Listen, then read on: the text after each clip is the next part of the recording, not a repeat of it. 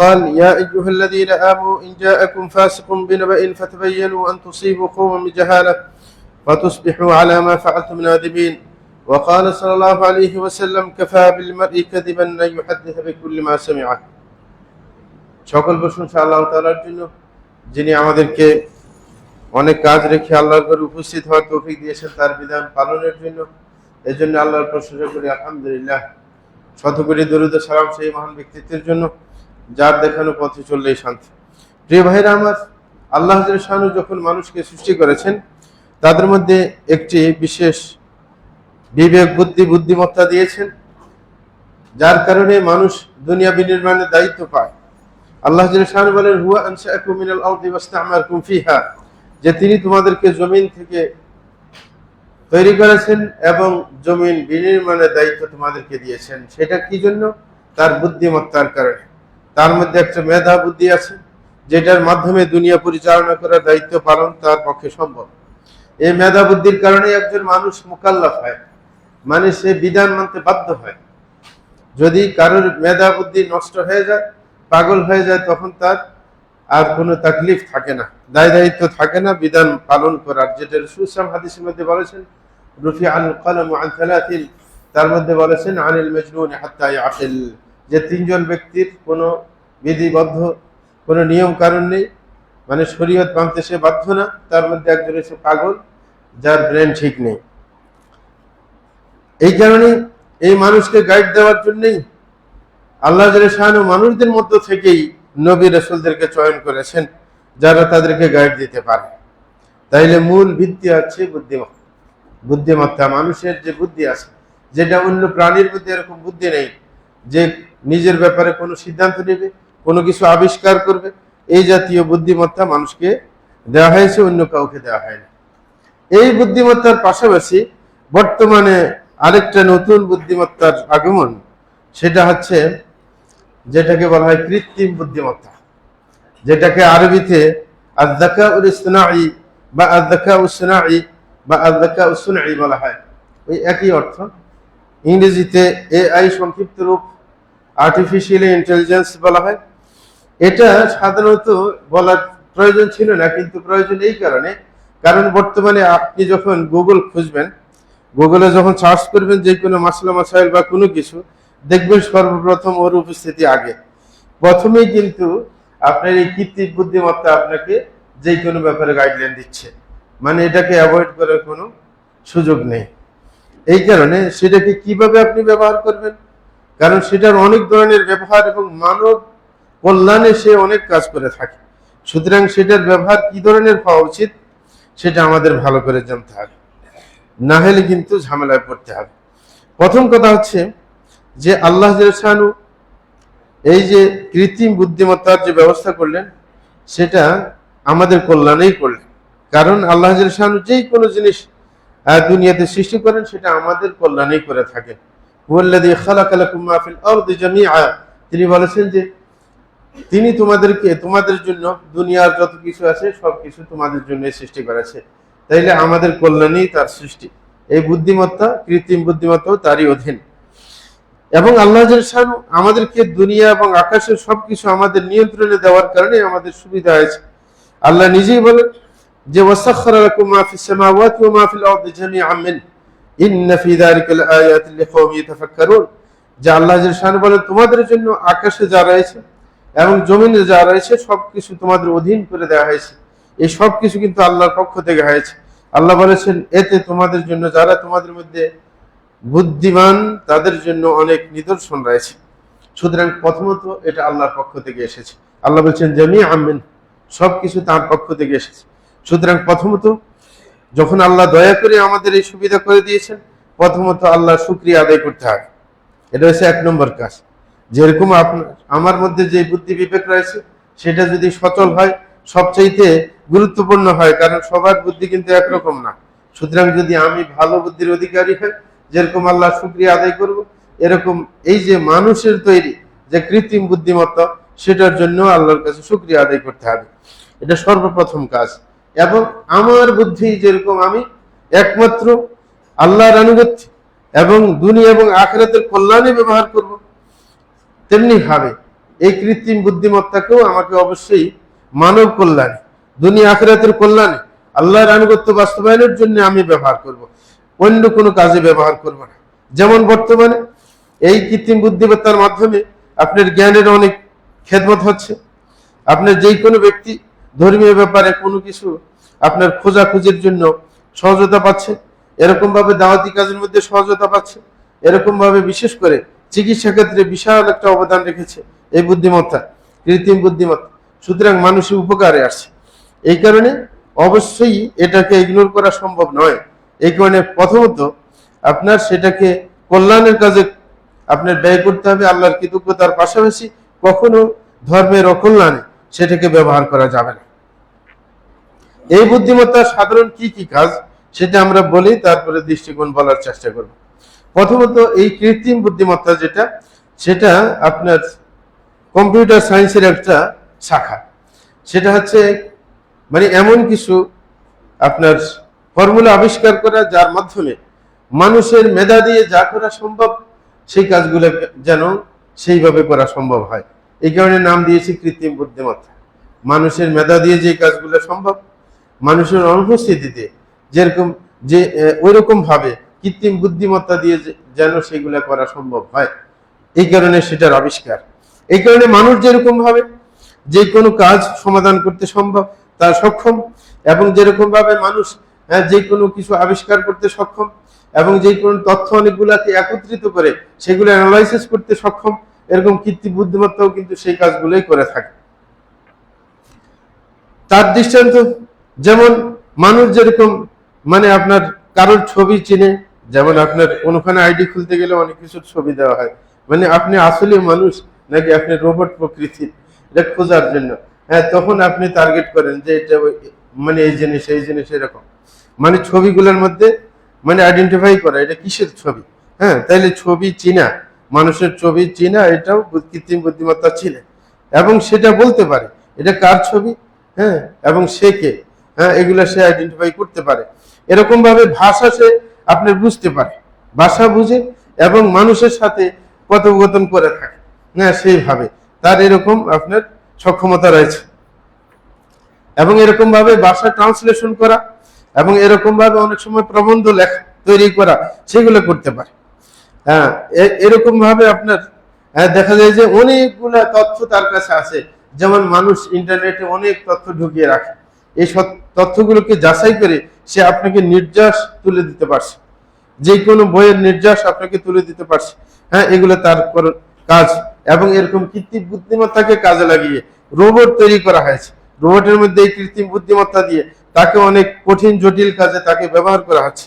এরকম ভাবে বর্তমানে আপনার স্বয়ংক্রিয় গাড়ির আবিষ্কার হয়েছে, সেটাও এই কৃত্রিম বুদ্ধিমত্তার অধীনে।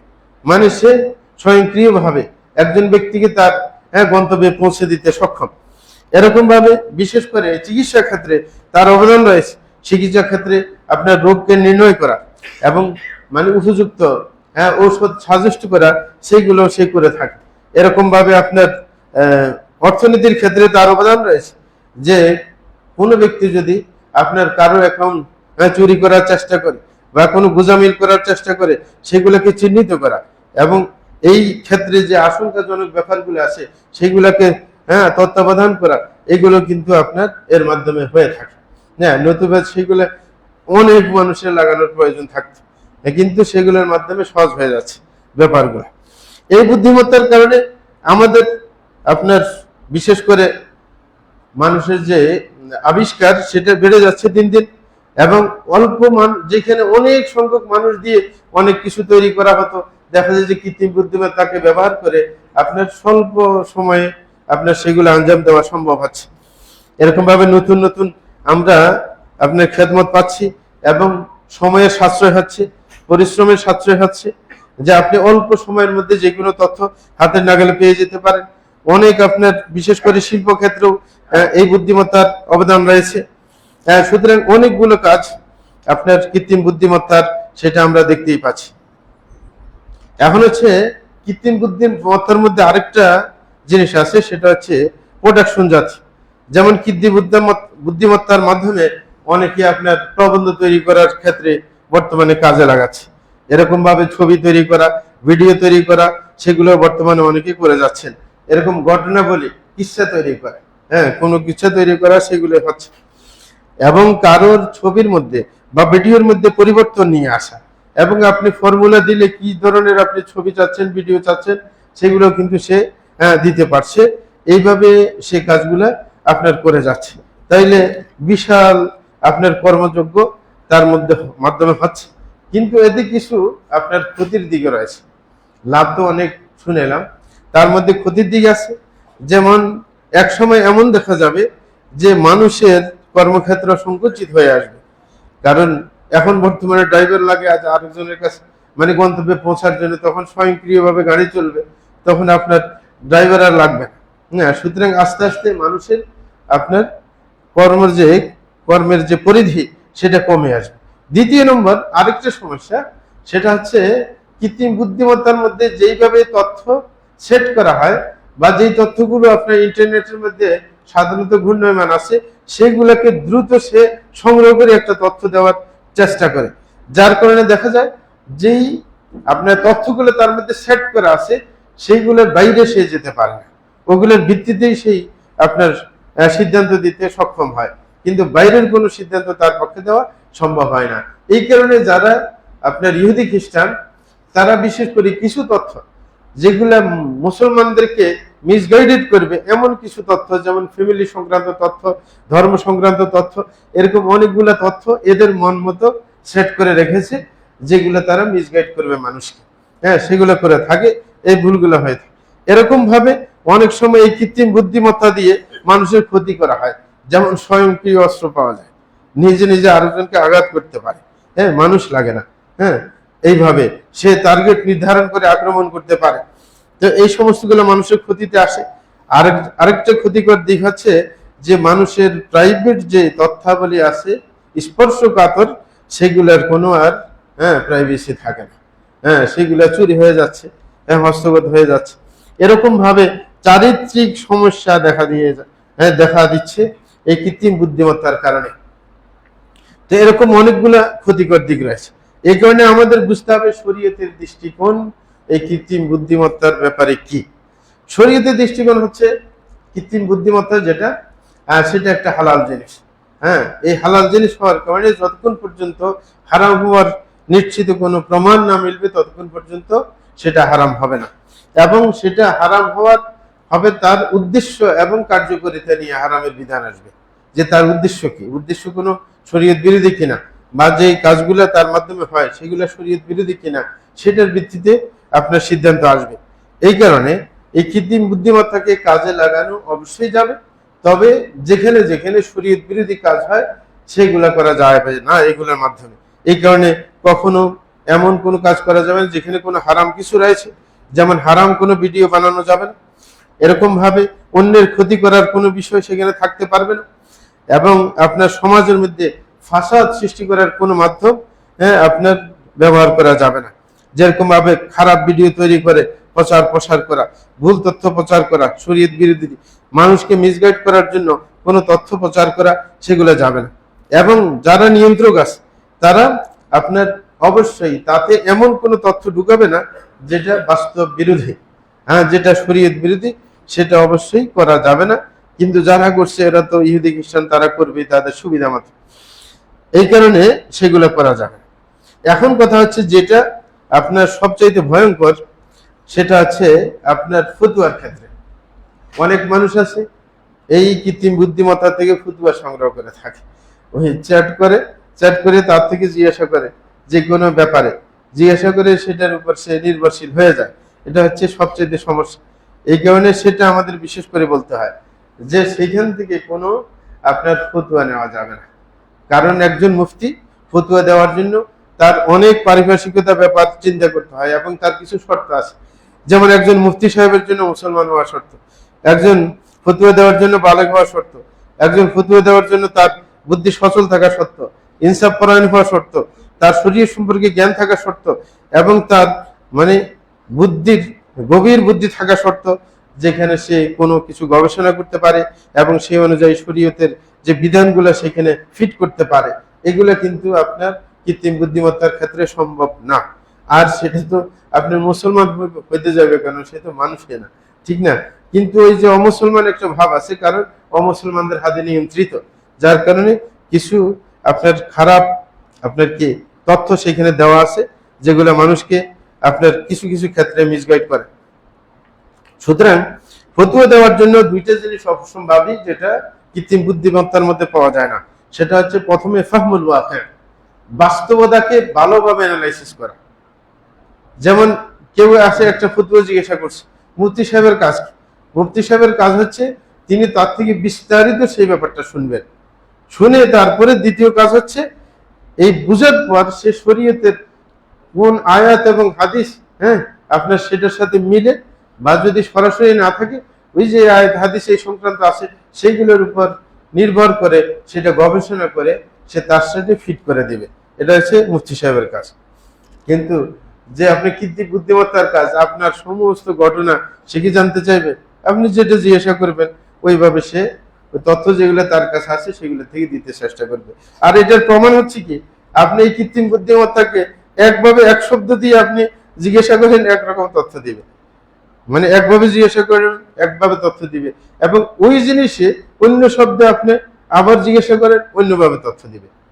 কারণ সে তো নিজে সবকিছু মানুষের মতো অ্যানালাইসিস করতে পারে না, তার কাছে ইন্টারনেটে যতগুলো তথ্য আছে সেগুলোর উপর ভিত্তি করে সে আপনার সামনে নিয়ে আসবে। এই কারণে আপনি দেখা যায় যে আপনি কোনো মশালা জিজ্ঞাসা করবেন, তার তো এখানে কে শিয়া, কে মুসলমান, কে সুন্নি, কে এগুলো তো জানার বিষয় না। যেই কোনো ধর্ম সংক্রান্ত তথ্য আপনি ইন্টারনেটে দিয়ে রেখেছে সবগুলো অ্যানালাইসিস করে দেখো শিয়াদের একটা তথ্য আপনি আপনাকে সামনে উপস্থাপন করে দিয়েছে, মানে সবগুলো তার কাছে তো জাজ বিচার নেই। এই কারণে সে যে কোনো তথ্য আপনার সামনে নিয়ে আসছে যেটা ইন্টারনেটে পাওয়া যাচ্ছে, তার কাজ হচ্ছে সেইগুলো করে। এই কারণে একজন মুফতি সাহেব যেভাবে আপনার ঘটনা ভালোভাবে বুঝে সেটার ভিত্তিতে আপনার ফতোয়া দিতে পারেন, কৃত্রিম বুদ্ধিমত্তা সেটা কিন্তু করতে সক্ষম নয়। এই কারণে অনেক বিষয় আছে এমন, যেমন নাকি তালাকের মাসালা। আরব দেশে তালাকের মাসালা তো আপনার সাধারণ আলেমরা পর্যন্ত দেয় না, হ্যাঁ, বরং সেটাকে আপনার আদালতের শরণাপন্ন হতে পারে। কারণ সৌদি আরবের আদালতে তো বড় বড় মুফতিরা আছে, যেন তারা উভয়জনকে উপস্থিত করে উভয়জনের কথা শুনে তারপরে ফতোয়া দেয়। অনেক সময় যিনি পুরুষ আছেন তিনি তো তার পক্ষে বলবেন, একা যদি মুফতি সাহেবকে প্রশ্ন করেন। যিনি স্ত্রী আছেন তিনি তার পক্ষে সাফা গায়েই তো ফতোয়া চাইবেন, তখন তো ফতোয়া এরকমই হবে। এই কারণে উভয়জনকে উপস্থিত করে সবকিছু শুনে তারপরে আপনার ফতোয়া দেওয়া, এটা হচ্ছে নিয়ম, যেন ফতোয়ার মধ্যে কোনো ভুল না হয়। তাইলে আপনার ফতোয়ার ক্ষেত্রে বা ধর্মীয় ক্ষেত্রে যে জ্ঞান আপনার আমাদের সামনে উপস্থাপন করছে সেটার মধ্যে কৃত্রিম বুদ্ধিমত্তার যে সমস্যাগুলো, সেটা হচ্ছে এক নম্বর হচ্ছে যে উৎস তার সঠিকভাবে জানা নেই। মানে যে তথ্যগুলা সে আমাদের কাছে উপস্থাপন করছে সেগুলোর উৎস কি সঠিক না বেঠিক সেটা কিন্তু আমরা জানতে পারছি না। যে কোনো তথ্য আমাদের সামনে উপস্থাপন করছে, কোন উৎস থেকে আসছে সেটা আমরা জানি না। কিন্তু এই কারণে যারা শুধু এইখানে না, যারা ইন্টারনেটের মধ্যে গুগলের মধ্যে আপনার যে কোনো তথ্য সার্চ করেন তার সামনে কিন্তু এরকম এসে যায়। এসে যাওয়ার কারণে সে অনেক সময় যাচাই বাছাই যদি না করে যে এটার তথ্য কোথায় থেকে আসছে, এটা মানে এটার উৎসটা কি, যদি সে নির্ণয় করতে না পারে অনেক সময় মিসগাইডেড হয়। যেরকম আমাদের ওই যে আল্লাহ তাকে সঠিক পথে রাখুক, আমাদের কাজী ইব্রাহিম সাহেব, মানে উনি এরকম করেন, কারণ ওনার মধ্যে একটা চেতনা উল্টে আছে, যার কারণে মাঝে মাঝে মিসগাইডেড হন। তাকে একবার আমি জিজ্ঞাসা করছি আপনি মাঝে মাঝে আজগুবি কথা কোথায় কোথায় দিয়ে বাইর করেন? সে বলছে যে আমার একটা চেতনা আছে, আমি কখনো পুরান কথা দীর্ঘদিন বলতে পারি না, আমাকে নতুন নতুন কথা বলতে হবে। তা আমি বলতে গিয়ে মানে ইন্টারনেট সবসময় সার্চ করতেই থাকি।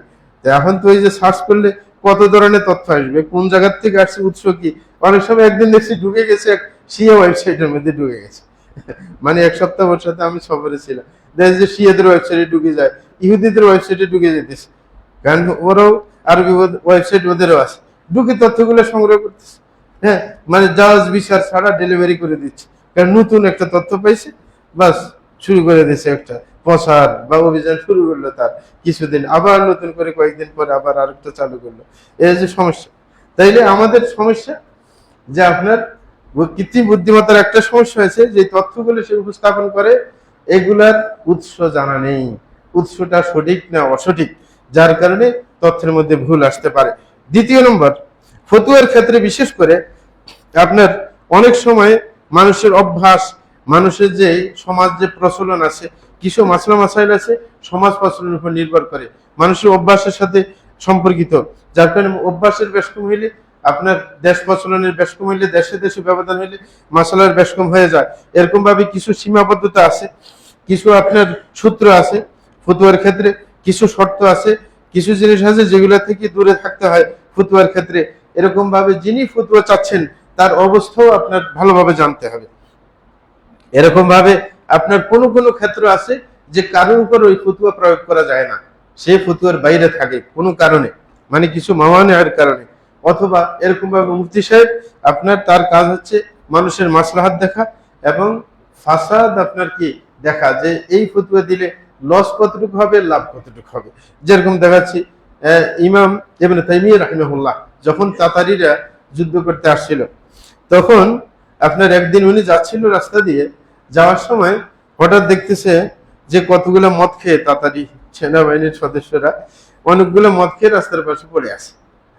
তো উনি রাস্তা দিয়ে যাচ্ছেন, তো আরেক বেচারা উঠে বলতেছে যে হুজুর, বলে যে আপনি এগুলো যে মদ খাই পড়ে থাকে, মদ টদ খায়, এগুলোর একটু ওয়াজ করতে পারেন না, এগুলোর জন্য মদ না খায়, এগুলোর জন্য ভালোই চলে।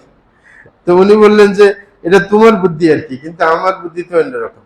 সেটা হচ্ছে যে তাতারিরা যতক্ষণ পর্যন্ত এই সৈন্যরা মানে জেগে থাকে, মানে এরকম মাতাল হয়ে না থাকে, জেগে থাকলে মানুষ হত্যা করে, হ্যাঁ, তাইলে সেটা আরো ভয়ানক ব্যাপার না, মানুষ হত্যা করে বড় পাপ না, হ্যাঁ। তো সুতরাং সে যদি মাতাল হয়ে বারবার মদ খায়, মাতাল হয়ে থাকে, সেটা বেশি লাভ, তাহলে অনেকগুলো মানুষের জীবন বেঁচে গেল। সে ব্যক্তিগত ক্ষতি করলো কিন্তু আরেকজনের তো ক্ষতি করতে পারলো না। সুতরাং এটা মদ মানে না খাওয়ার ওয়াজ করা ভয়ঙ্কর, কারণ সে যতক্ষণ জায়গা থাকবে ততক্ষণে মানুষ মারবে। এর থেকে ভালো হয়েছে মদ বেশি খাক, বেশি খেয়ে মাতালে পড়ে থাকুক, তাহলে কিছু সময় মানুষের কিছু জীবনটা সেভে থাকবে। তাহলে দেখেন উনি বুঝলেন যে এই সময়ের মধ্যে মদের ওয়াজ করে ফায়দা নেই, কি মদ খাইলে বর্তমানে সুবিধা, হ্যাঁ, যে তাইলে কিছু মানুষের জীবন কি বাঁচা যাবে। তাইলে এখানে পরিস্থিতি পরিবেশ বুঝে ফতুয়ার ব্যাপার স্যাপার, তো সেটা তো আর কৃত্রিম বুদ্ধিমত্তা বুঝবে না। এরকম ভাবে আপনার অনেক সময় অনেক ফতুয়ার আছে ভবিষ্যতে কি হবে, অনেকে ফতুয়া দেওয়ার ক্ষেত্রে হুট করে একটা ছাড়ে দেয়, এটা ছাড়ে দেওয়ার পরে পরবর্তীতে কি হবে, এটার ক্ষতি কি লাভ কি, হ্যাঁ, এবং এরকম ভাবে মানে পরিণামদর্শিতা তার মধ্যে নেই, যার কারণে ভেজাল লাগিয়ে দেয়, হ্যাঁ, এরকম ভাবে। তাইলে ফতুয়ার ক্ষেত্রে এই সমস্ত ব্যাপারগুলো আপনার সামনে রাখতে হয়, কিন্তু কৃত্রিম বুদ্ধিমত্তা এগুলা সামনে রাখতে পারে না। তাইলে দ্বিতীয় হচ্ছে এই সমস্যা, মানে অনেকগুলো ব্যাপার যেটা কৃত্রিম বুদ্ধিমত্তার ক্ষেত্রে আপনার সামনে রাখা অসম্ভব।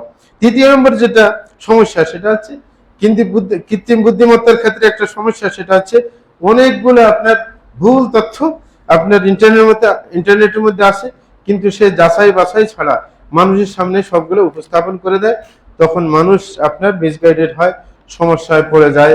এটা হচ্ছে তার আরেকটা ক্ষতিকর দিক।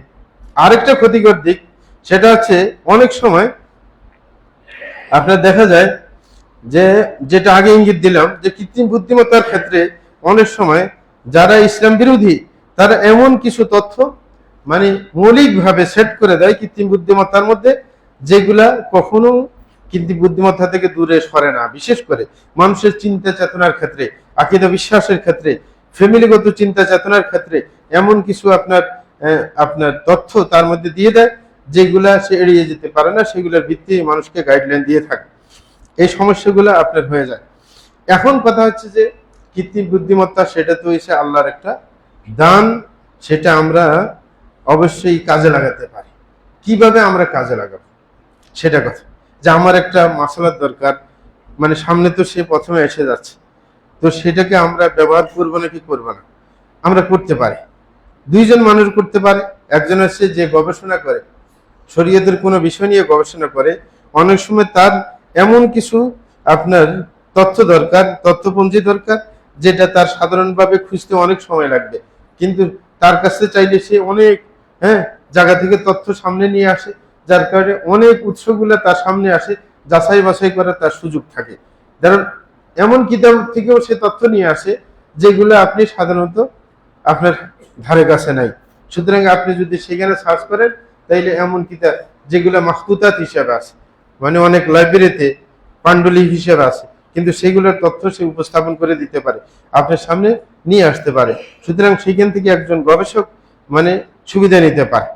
এবং একজন মুফতি সাহেব সে প্রাথমিকভাবে যদি এমন কোনো বিষয় হয় যেগুলো সাধারণত তথ্য তার জানা নেই, যেমন দুনিয়ার কোনো বিষয়, নতুন কোনো আবিষ্কারের বিষয়ে যদি তার জানার প্রয়োজন হয়, কৃত্রিম বুদ্ধিমত্তাকে সে কাজে লাগাতে পারে।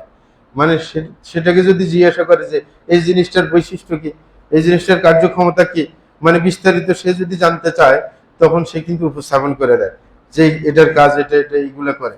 যেরকম আরব দেশে কিন্তু আইনগতভাবে সেটা বাধ্য করা হয়।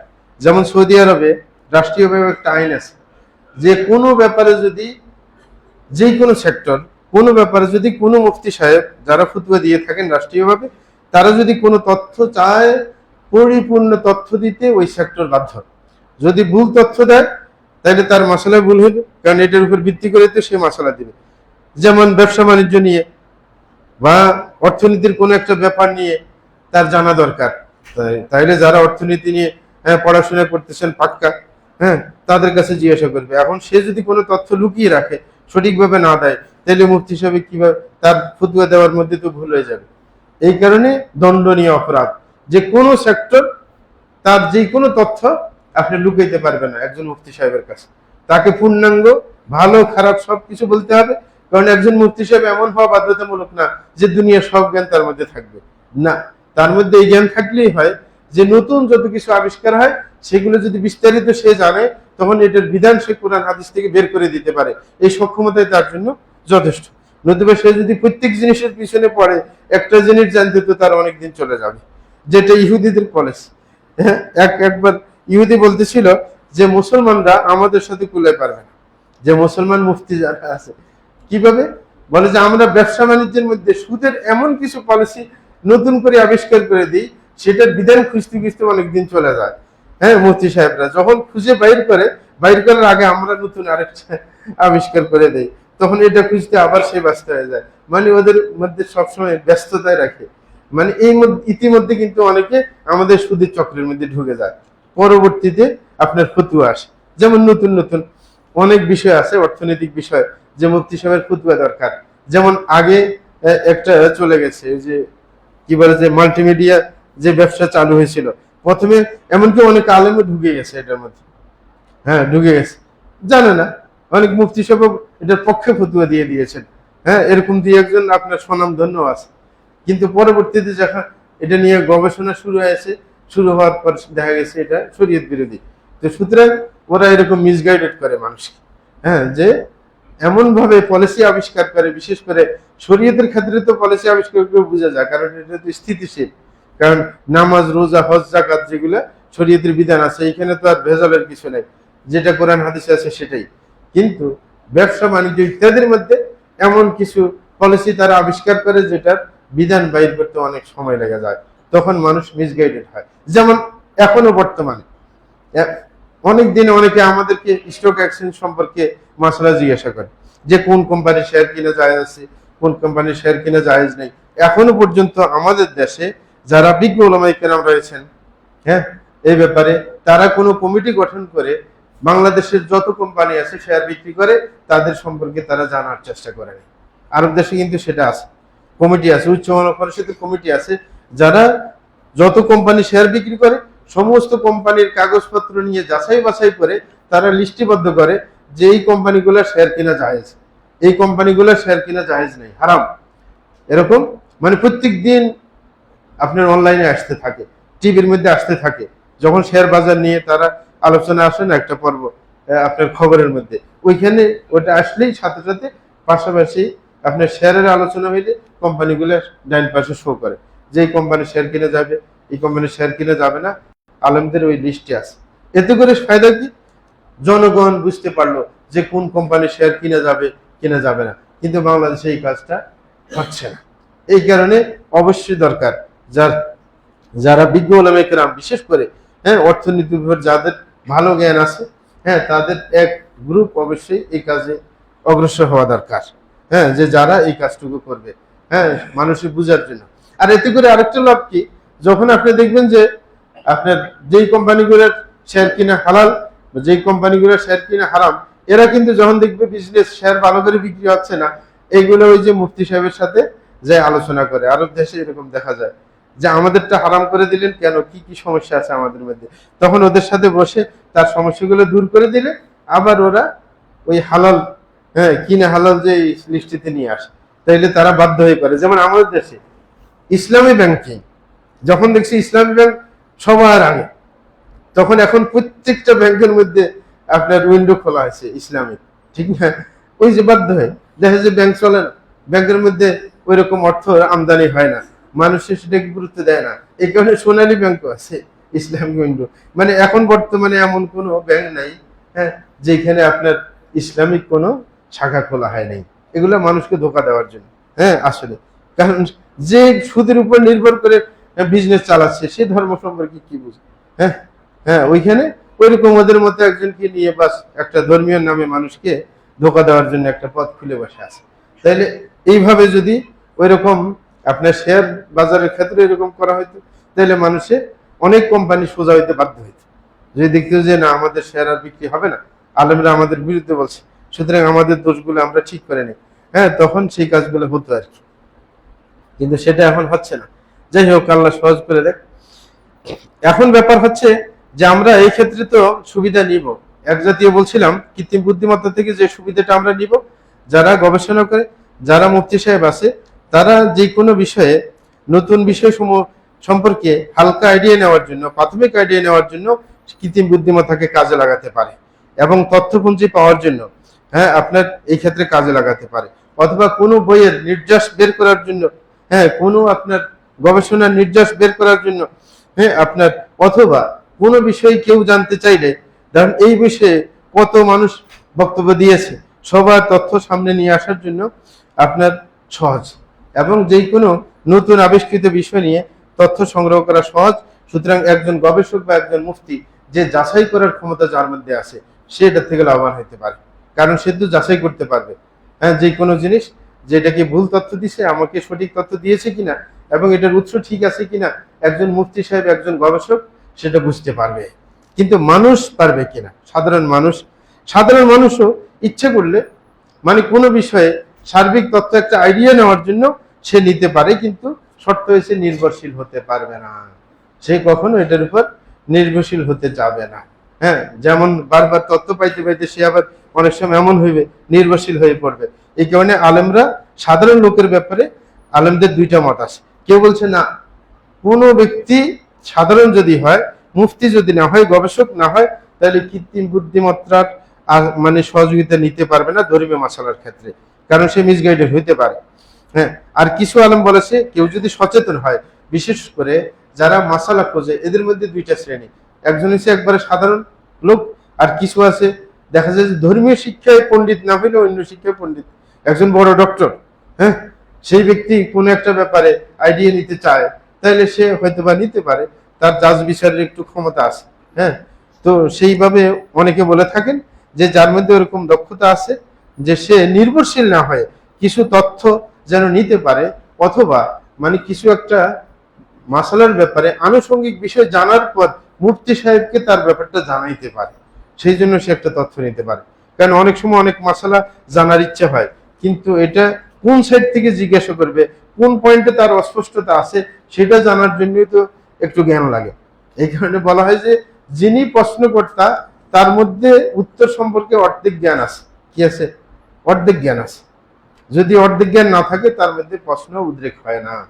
একজন মুফতি সাহেব যদি গিয়ে কোন এলাকায় বেড়াইতে গেছে, যাওয়ার পর এখন যদি এক হালসাসাকে ধরে বা রিক্সাওয়ালাকে ধরে বলে যে আমি তো মুফতি সাহেব, অনেক সময় আমি টাকা নিয়ে ফতুয়া দেই, কিন্তু এখন তো আমি বেড়াইতে আসছি, কোনো কাজ নাই, তো তোমার যত প্রশ্ন আছে আমাকে বলো। ওকে বললে ও কি প্রশ্ন করবে? বলে যে আমার কোনো প্রশ্ন নেই। হ্যাঁ, আমরা অনেক সময় এরকম টেস্ট করে দেখি, রিক্সায় চড়লে বা সিএনজিতে চড়লে জিজ্ঞাসা করে যে তোমার কোনো প্রশ্ন আছে ধর্ম সম্পর্কে জানার, আমাকে বলতে পার। না না, আমার কিচ্ছু নেই, আমার কোনো প্রশ্নই নেই। কারণ হচ্ছে ওর যে কোনো বিষয়ে অর্ধেক জ্ঞান নাই। যদি অর্ধেক জ্ঞান হইতো, সন্দেহ সৃষ্টি হইতো, তখনই প্রশ্ন আসতো, কিন্তু ওর তো একবার মৌলিক জ্ঞানে নাই, যার কারণে ওর কাছে প্রশ্ন নেই। হ্যাঁ, এই কারণে প্রশ্ন করার জন্য আধা জ্ঞান লাগে। হ্যাঁ, এই কারণে যারা শিক্ষিত হ্যাঁ, তাদেরকে কিছু কিছু আলেম বলছে কৃত্রিম বুদ্ধিমত্তার সে সহযোগিতা নিতে পারে তার প্রশ্নের দিকগুলোকে নিশ্চিত করার জন্য, যে কোন কোন পয়েন্টে তার অস্পষ্টতা আছে সেইগুলা জানার জন্য সে আপনার সেটা সহযোগিতা নিতে পারে। আস্তাগফিরুল্লাহ লি ওয়া লাকুম ওয়া লিসাইরিল মুসলিমিন ইন্নাহু হুয়াল গফুরুর রাহিম।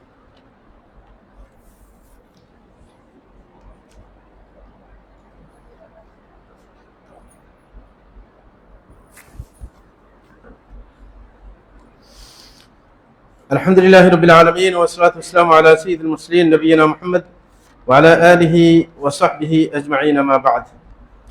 প্রিয় ভাইরা আমার, আমরা বলতেছিলাম কৃত্রিম বুদ্ধিমত্তা নিয়ে।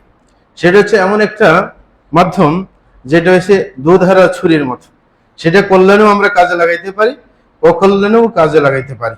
সুতরাং সেই কৃত্রিম বুদ্ধিমত্তাকে যদি মানব কল্যাণে আমরা লাগাতে পারি এবং যে কোনো ভালো কিছু প্রচার প্রসারে যদি কাজে লাগাতে পারি, বিশেষ করে দাওয়াতি কাজে যদি লাগানো সম্ভব হয়, হ্যাঁ, অথবা যে কোনো মানব কল্যাণে যে কোনো কাজে লাগানো সম্ভব হয়, হ্যাঁ, সেটা আপনার করা যেতে পারে।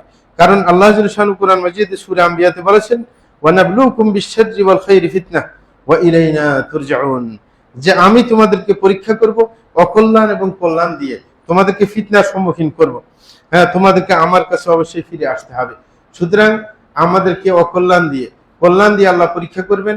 সুতরাং এই কৃত্রিম বুদ্ধিমত্তার মাধ্যমে আমরা অকল্যাণ করতেও সামর্থ্যবান, যে খারাপ কিছু করতেও আমরা সক্ষম। সুতরাং সেটাকে কখনো অবৈধ কাজে, শরীয়ত বিরোধী কাজে আমরা ব্যবহার করতে যাব না। সুতরাং এই কৃত্রিম বুদ্ধিমত্তাকে আরেকজনের উপর মিথ্যারোপ করার ক্ষেত্রে কাজে লাগাতে পারবো না, অপবাদ দেওয়ার ক্ষেত্রে কাউকে। অনেক সময় কৃত্রিম বুদ্ধিমত্তা কিন্তু মানুষের সাউন্ড নকল করতে পারে, হ্যাঁ। সুতরাং দেখা যায় যে একজনের নামে একটা কথা চালাই দিলেন আপনি, একটা ভিডিও তৈরি করে আরেকজনের সাউন্ড দিয়ে, মানে দেখা যায় যে হুবহু তার মতো মনে হয়, হ্যাঁ, তাকে দিয়ে ভিডিও তৈরি করে ফেললেন। আর যদি সাধারণ ব্যক্তি হয় তাহলে তো তেমন ভয়ঙ্কর অবস্থা হয় না, কিন্তু যদি কোনো বিশেষ যারা পলিসি মেকার রাষ্ট্রের, যদি তাদের পক্ষ থেকে এমন হয়, হ্যাঁ, তাদের ব্যাপারে হয়, তাহলে তো বিরাট ঝামেলা সৃষ্টি হয়ে যাবে। যেমন কোনো রাজনৈতিক একজন কোন দলের নেতার ব্যাপারে যদি এরকম হয়, তাহলে দলে দলে ঝামেলা লেগে যাবে না, নাকি লাগবে না, হ্যাঁ, এরকম অনেক সমস্যা। তো অনেকে সেগুলোর ক্ষেত্রে ঝামেলা সৃষ্টি করার ক্ষেত্রে কাজে লাগে, যে আরেকজনের উপর অপবাদ দেওয়া। আর যদি ব্যক্তি এমন হয় বড় বিরাট যোগ্য আলেম হয়, বিশ্বের মধ্যে নাম করে আলেম, যাদের কথা শুনে মানুষকে আমল করে, তার সাউন্ড দিয়ে যদি একটা ভুল ফতোয়া চালু করে দেওয়া যায়, তাহলে তো আরো ভীষণ ব্যাপার হয়ে গেল, হ্যাঁ, তাহলে ক্ষতিকর বিশাল ব্যাপার। এরকম ভাবে আপনার এই কৃত্রিম বুদ্ধিমত্তার মাধ্যমে আপনার ছবিকে, হ্যাঁ, আরেকজনের ছবিকে এডিট করে অন্যরকম করে বিশ্রী করে উপস্থাপন করার সুযোগ আছে। এরকম ভিডিওকে আপনার এরকম ভাবে, যার ভিডিও নয়, হ্যাঁ, আরেকজনের ভিডিওকে আরেকজনের নামে চালাই দেওয়ার সুযোগ আছে। তো এরকম অনেক সুযোগ আছে। এই সুযোগগুলোকে আপনার শরীয়ত বিরোধী কাজে ব্যবহার করা যাবে না, অথবা দুনিয়ার মধ্যে ফাসাদ সৃষ্টি করার ক্ষেত্রে কাজে লাগানো যাবে না।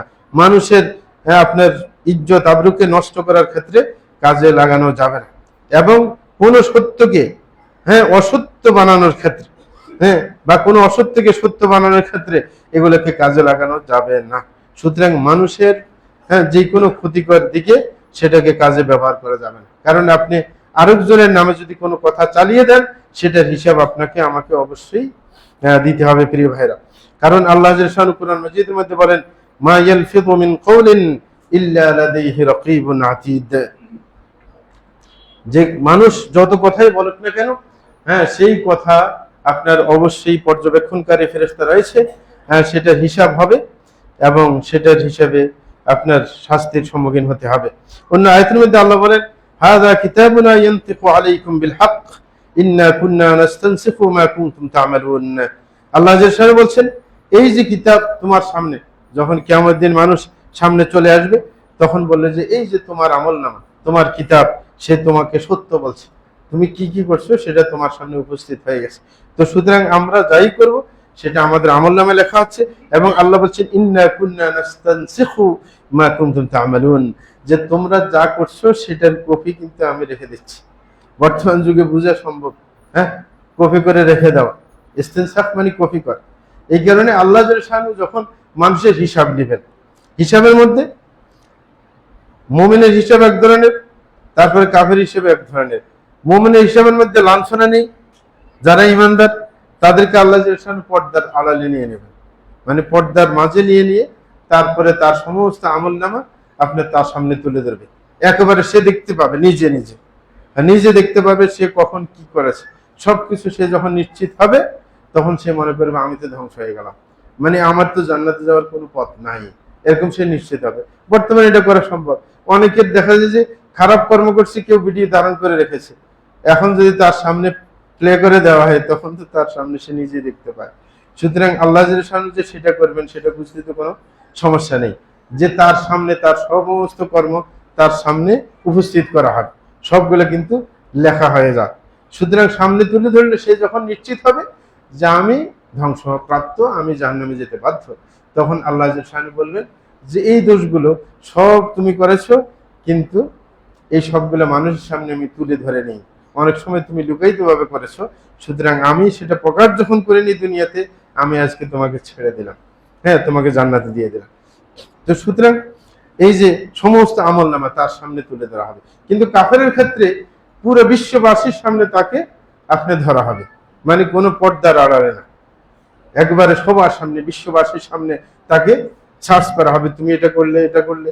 তারপরে সে অস্বীকার যাইতে চাইবে, তখন তাকে তার সমস্ত মুখ বন্ধ করে দিয়ে তার অঙ্গ প্রত্যঙ্গ দিয়ে কথা বাইর করার চেষ্টা করা হবে। সুতরাং তার অস্বীকার করার কোনো জো নেই এবং বিশ্ববাসীর সামনে সে লাঞ্ছিত হবে। কিন্তু ইমানদারের ক্ষেত্রে সে সবকিছু অস্বীকার যাবে না, সে স্বীকার যাবে। যত কিছু তার সামনে উপস্থাপন করা হয় সে স্বীকার যাবে যে আমি করছি ঠিকই, এটা ওই সময় আমি করছি, আমার মনে আছে, হ্যাঁ। তখন স্বীকার করার কারণে আল্লাহ কি সহজে ছেড়ে দেবেন। এই কারণে ওই যে হাদিসের মধ্যে এসেছে, রাসূল আকরাম সাল্লাল্লাহু আলাইহি ওয়াসাল্লাম বলেছেন, মান নুকিশা ফাকাদ ওয়াদিব, কাউকে যদি পুঙ্খানুপুঙ্খের রূপে আল্লাহ জাল্লাহু আপনার সামনে মানে পুঙ্খানুপুঙ্খ রূপে বিচারের সম্মুখীন করেন, তাহলে শাস্তি ছাড়া তার বাঁচার কোনো সুযোগ নেই। হযরত আয়েশা রাদিয়াল্লাহু তাআলা এই হাদিস শুনে রাসূলকে জিজ্ঞাসা করলেন যে যদি এরকমই হয়, যে যদি মানে পুঙ্খানুপুঙ্খ রূপে ধরা হয়, কারোর বাঁচার সুযোগ না থাকে, তাইলে সবাই ধরা পড়ে যাবে, তাইলে আমাদের বাঁচার কি ব্যবস্থা আছে? তখনই রাসূল বললেন যে না, সবার ক্ষেত্রে এটা করা হবে না, বরং মুমিনদের ক্ষেত্রে উপস্থাপন করা হবে, পুঙ্খানুপুঙ্খ রূপে ধরা হবে না, তার সামনে শুধু উপস্থাপন করে স্বীকৃতি নেওয়া হবে, তুমি কি কাজ করছিলে? সে বলবে আমি করছি, হ্যাঁ, ও বলবে আমি করছি। সব কিছু যখন স্বীকার যাবে তখন আল্লাহ তাকে ক্ষমা করে দিবেন। তাইলে উভয়ের ক্ষেত্রে কি আছে? বেশ কম আছে।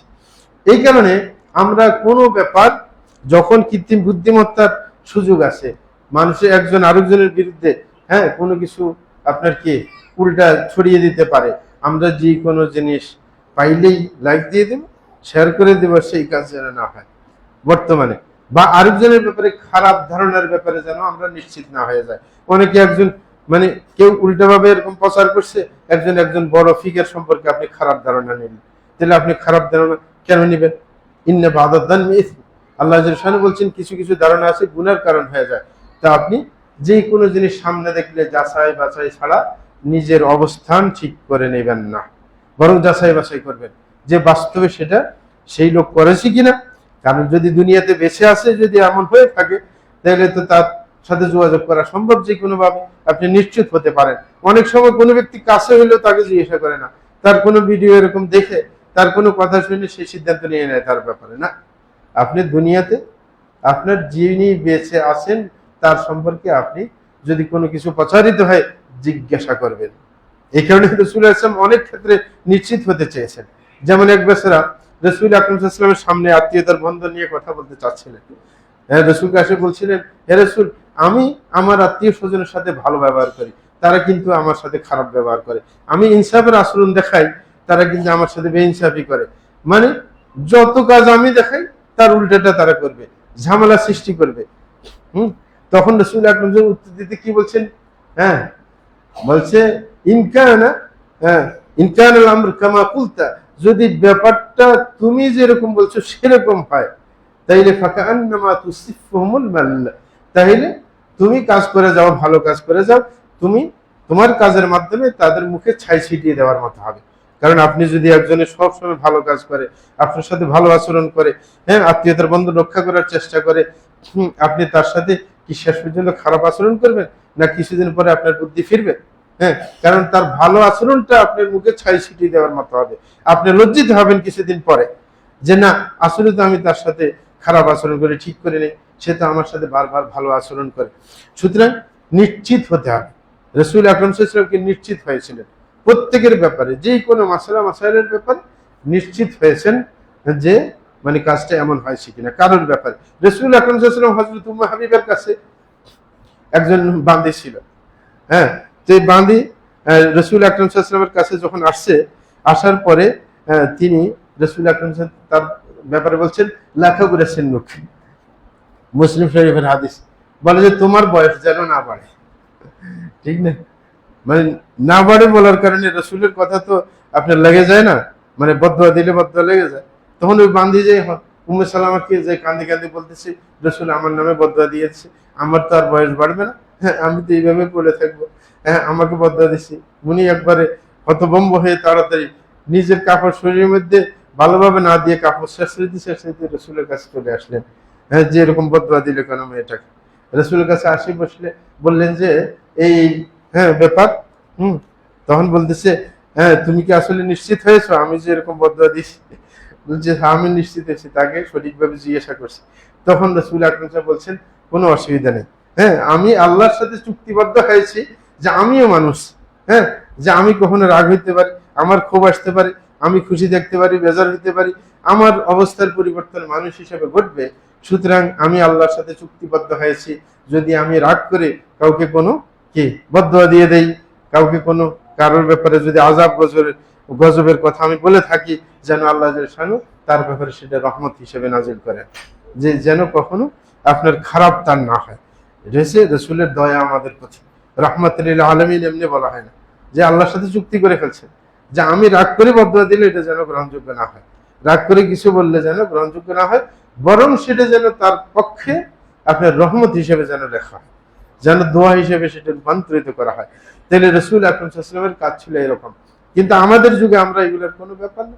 একজনের ব্যাপারে, নিজের কর্মচারীর ব্যাপারে অনেক সময় এমন হয় যে আপনি এক জায়গায় দায়িত্বশীল রয়েছে, আপনার এক কর্মচারীর ব্যাপারে একজনে একটা কিছু বললো, আপনি সাথে সাথে অ্যাকশন নিয়ে নিলেন, না এটা তো হবে না, আপনি নিশ্চিত হতে হবে হ্যাঁ তার ব্যাপারে। কিন্তু আরবদের মধ্যে এই ব্যাপার আছে, আরবদের কাছে কোনো মানুষকে খারাপ করা এত সহজ না। আমরা দেখছি যে আপনি একজন ব্যক্তি তার কাছে আস্থাভাজন হয়েছে, তারপরে আপনি তাকে যে বলবেন সে এরকম করছে এরকম করছে। আমরা বাঙালিরা যেরকম হঠাৎ করে মানে আমাদের মাথায় ধরে হইতেও পারে না, আরবরা বলে যে অসম্ভব, তুই এর সাথে শত্রুতা করছিলি, হ্যাঁ তুই এর সাথে শত্রুতা করো, হ্যাঁ তোর মধ্যে শয়তানি আছে, এটা সেটা।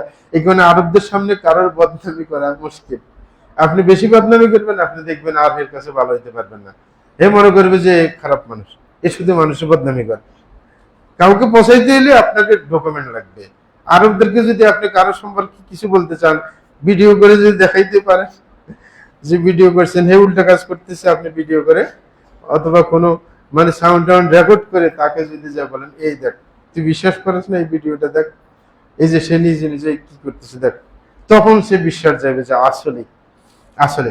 কিন্তু আরবরা তখন এমন অ্যাকশন নিবে এটা কল্পনাও করতে পারবে না। মানে সোজা মানুষের অ্যাকশন কঠিন হয়, তখন এমন আচরণ দেখাইবে, এমন কঠিন শাস্তির সম্মুখীন করবে লাগে যে আপনি জিন্দিগিতেও চেনে নাই আপনাকে। হ্যাঁ, ওদের মেজাজ হচ্ছে এরকম। মানে একজন ভালো হয়ে গেল, তারপরে অনেক দিন আপনি তার সাথে ভালো একদিন যখন আপনার ভুল প্রমাণিত হবে, আপনি কোনো খারাপ কাজ করছেন, আমরা হইলে তো ছাড় দিই যে বেচারা মানুষ, হ্যাঁ না, তাদের দেখবেন যে আপনাকে চিনে এখন সাথে সাথে বহিষ্কার করে দিবে, জামা কাপড় যা আছে এটা নিয়ে। মানে আপনি যে রুমে যায় আপনার কাপড় চোপড় নিবেন ওই সুযোগ যে এখন এখান থেকে বাইরে সাথে সাথে এয়ারপোর্টে, তারপরে বাড়ি খালি গায়ে, হ্যাঁ মানে কঠিন অ্যাকশন। মানে বিশ্বাস যেভাবে করছে, যখন অবিশ্বাস করবে এদের আর কোনো এক মিনিট আপনাকে থাকতে দিবে না, যে এইখান থেকে বাইরে।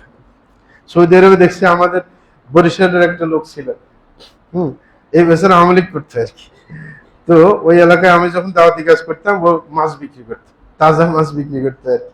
তো একদিন ওর দোকানে গেছিলাম, যাওয়ার পরে সে বলতেছে মানে কথায় কথায় রাজনীতি নিয়ে কথা উঠছে, হঠাৎ করে আমি হাসিনার ব্যাপারে একটা মানে অপছন্দ নিয়ে কথা বলে ফেলছি, চোখগুলো লাল হয়ে গেল।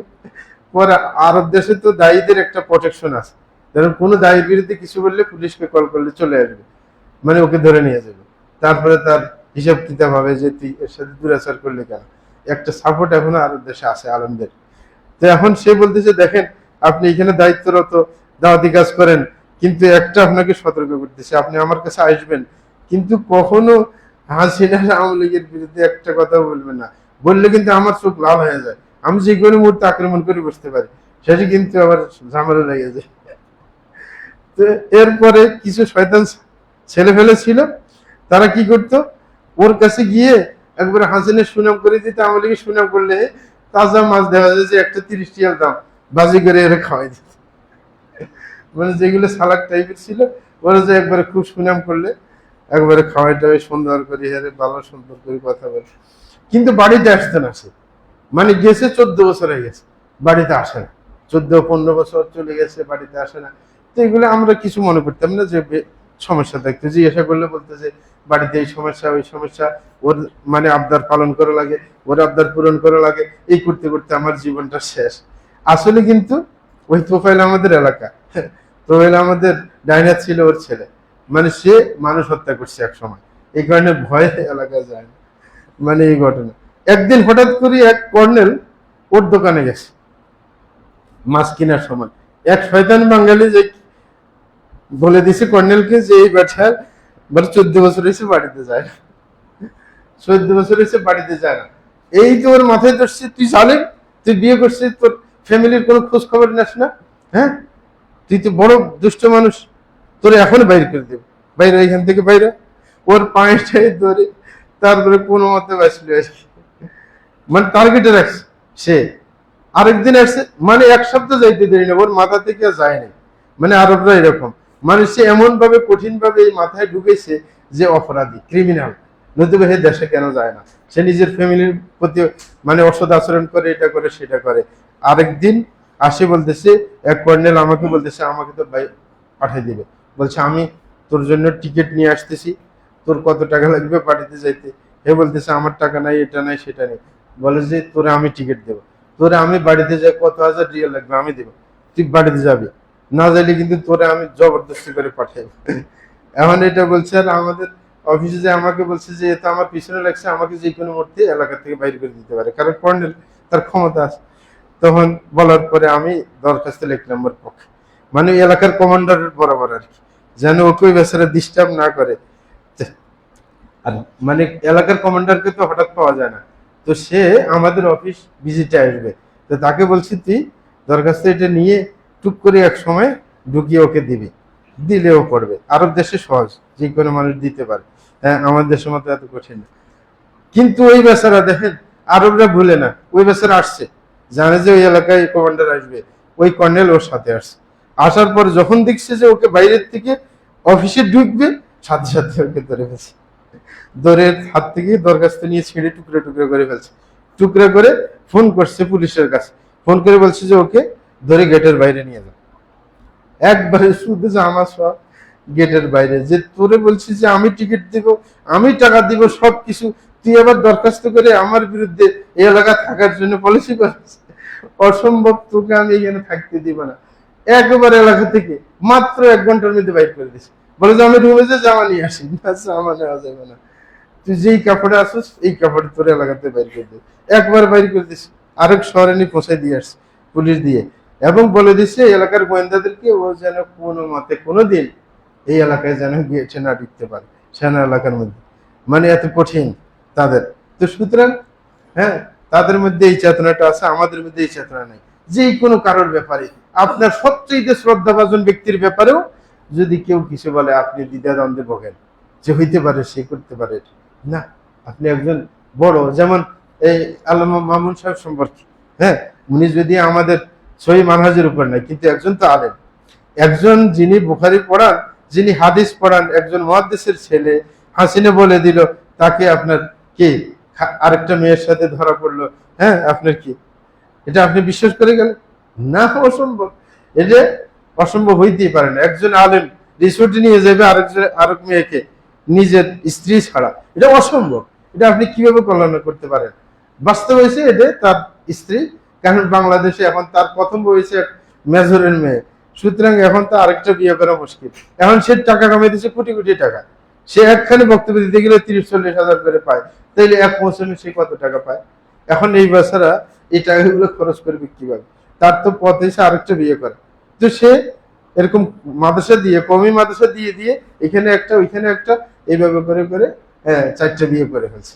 এখন ওরা এই সুযোগটা নিচ্ছে।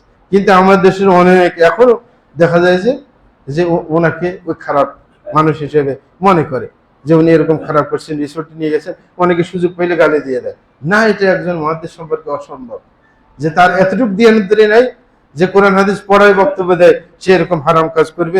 তারপরে বাইরে নিয়ে, ঘর হইলে তো সেটা ভিন্ন ব্যাপার, বাইরে নিয়ে যিনি একজন ফিগার যাকে সবাই পারাদারি করে, হ্যাঁ অবৈধভাবে কাজ করবে। সুতরাং আমাদের মধ্যে এই খারাপ চিন্তা চেতনা আছে। এই কারণে যেটা বললাম যে কৃত্রিম বুদ্ধিমত্তার মাধ্যমে অনেককে আপনার কলঙ্কিত করা, অনেকের বিরুদ্ধে প্রপাগান্ডা করা সম্ভব। সুতরাং সেটার ব্যবহার এবং সেটার উপর আস্থা রাখা, বিশেষ করে আপনার ফতুয়ার ক্ষেত্রে আস্থা রাখা কখনোই সম্ভব না। যে সেটা নিজের প্রয়োজনে আপনার সাধারণ আইডিয়া নেওয়ার জন্য সেটার আশ্রয় গ্রহণ করতে পারেন, কিন্তু সেটার উপর নির্ভরশীল হওয়া যাবে না। আল্লাহ জাল্লাহু আমাদেরকে সঠিক পন্থা গ্রহণ করার তৌফিক দান করুন। আল্লাহু সাল্লি ওয়া সাল্লিমু আলা নবিয়িল মুস্তাফা ওয়াল হাবিব মুস্তাফা মুহাম্মদ ইবনে আব্দুল্লাহ খায়রুল খালক ওয়া সাইয়্যিদুল আউলিয়িন ওয়াল আখিরিন। আল্লাহুম্মা সাল্লি ওয়া সাল্লিম ওয়া বারিক আলাইহি ওয়া রাদিয়াল্লাহু আনিল খুলাফায়ে রাশিদিন ওয়া সাহাবাতি আজমাইন ওয়া আনিত তাবিঈন ওয়া তাবিঈ বিইহসান ইলা ইয়াউমিদ্দিন ওয়া আন্না মা'আহুম বিমান্নিকা ওয়া কারমিকা।